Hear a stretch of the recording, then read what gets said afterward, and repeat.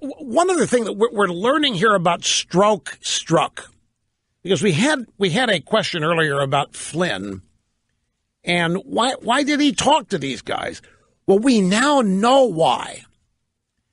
A very quality, good journalist named Sarah Carter has posted a piece. I think it ran at Hannity's website. Peter Struck, however you pronounce it, he was working under Comey. Comey knew what this guy's anti-Trump biases were. So that's another justification for Trump to fire Comey. Comey's another one of these guys had an impeccable reputation.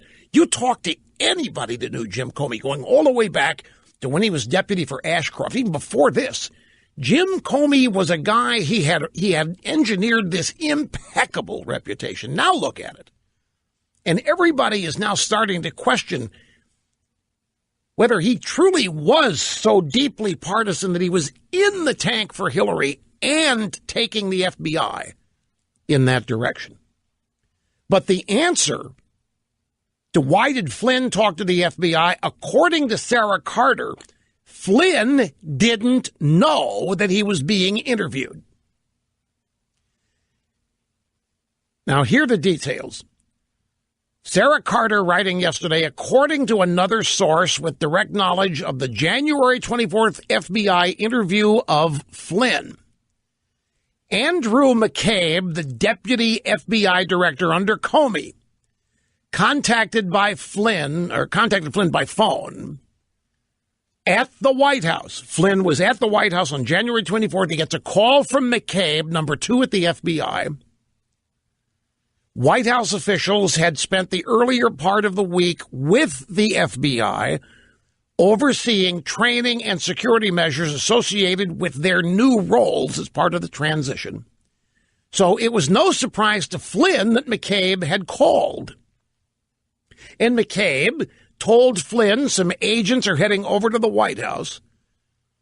Flynn thought it was part of the routine work the FBI had been doing at the White House that week. And Flynn told McCabe, okay, well, we'll clear them at the gate.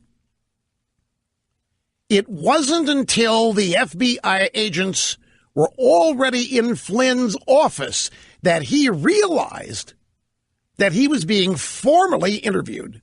He did not have an attorney with him. That's Sarah Carter's story on how the Flynn, in other words, there was deception. The number 2 guy at the FBI calls Flynn. The FBI's been at the White House all week working on new stratagems and new policies relating to security and so forth with the new administration. McCabe says, hey, the FBI's coming back in. And Flynn says, fine, we'll clear him at the desk, front gate. And they come into his office, and the official interview begins. He was not told that it was an official interview. He was not told anything. So he had no lawyer there. He didn't even suspect. So the way Sarah Carter writes this makes it look like it was an act of deception. And, of course, if the number 2 FBI calls you and you already got exercises going on with the FBI all week, and the number 2 FBI calls you and you're Flynn, and he says, yeah, the FBI's coming back, and you see them, they're coming in. You think it's a continuation of the work you've been doing on all week. Quick timeout, my folks. We'll be back in a sec.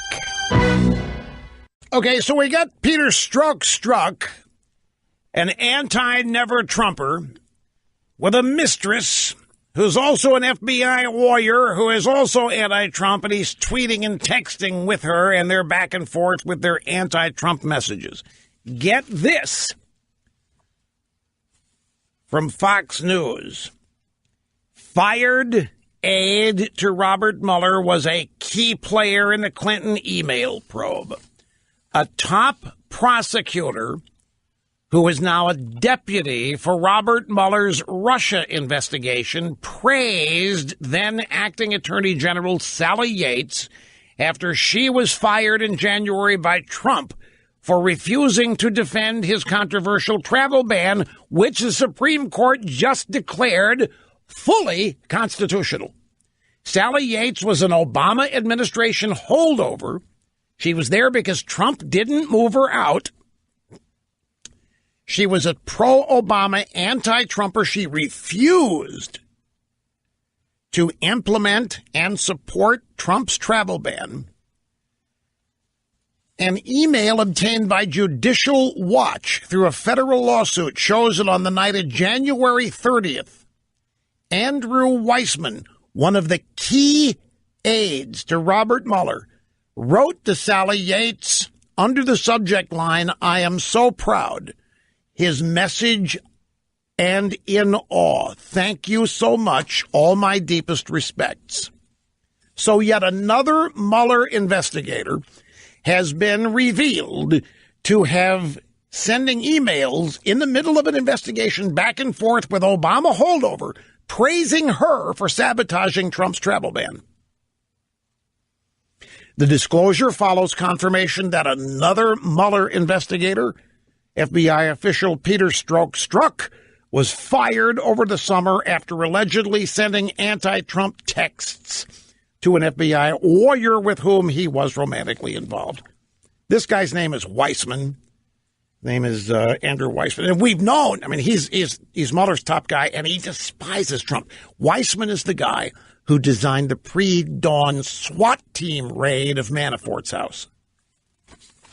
This investigation is tainted.